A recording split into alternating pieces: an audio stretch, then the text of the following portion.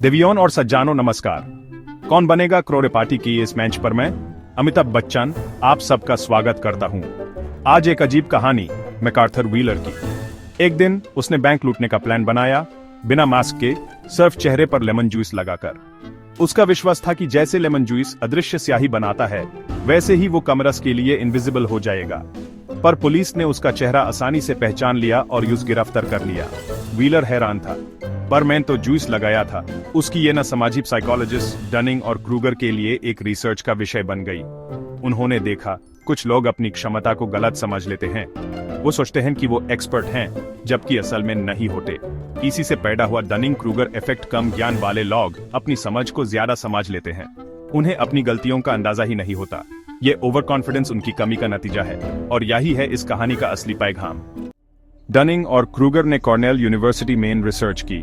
Students को tests दिए गए, ग्रामर, लॉजिक, ह्यूमर। कम स्कोर वालों ने अपने परफॉर्मेंस को सबसे ज्यादा ओवर एस्टिमेट किया। उन्हें लगा वो एवरेज से बेहतर हैं, जबकि सच उल्टा था। ये होता है डबल कर्स, न स्किल न अपनी कमी समझने की स्किल। जो सच में एक्सपर्ट थे, उन्होंने अपने आप को अंडर एस्टिमेट किया। थोड़ा ज्ञान मिलते ही लगता है हम एक्सपर्ट हैं। ये डनिंग क्रूगर इफेक्ट है। जैसे जैसे ज्ञान बढ़ता है, कॉन्फिडेंस पहले गिरता है, फिर सही जगह पर आता है। हम सब इस इफेक्ट का शिकार हो सकते हैं। इस इफेक्ट को हम रोजमर्रा की जिंदगी में देख सकते हैं।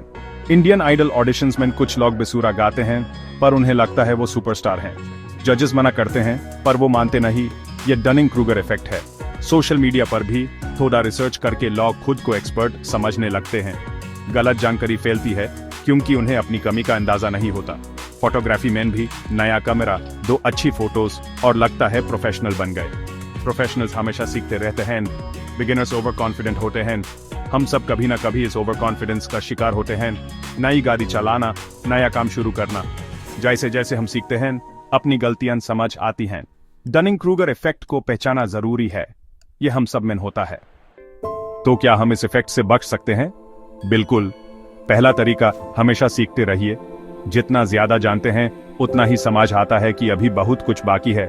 दूसरा, फीडबैक लीजिए, खासकर एक्सपर्ट से। कंस्ट्रक्टिव क्रिटिसिज्म आपको असली तस्वीर दिखाता है। तीसरा, सेल्फ रिफ्लेक्शन। खुद से पूछिए, क्या मैं सच में इतना जानता हूं?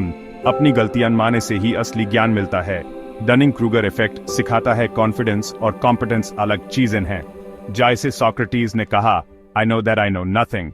तो सीखते रहिए, फीडबैक लीजिए और खुद पर सवाल उठाइए। यही है असली समझदारी।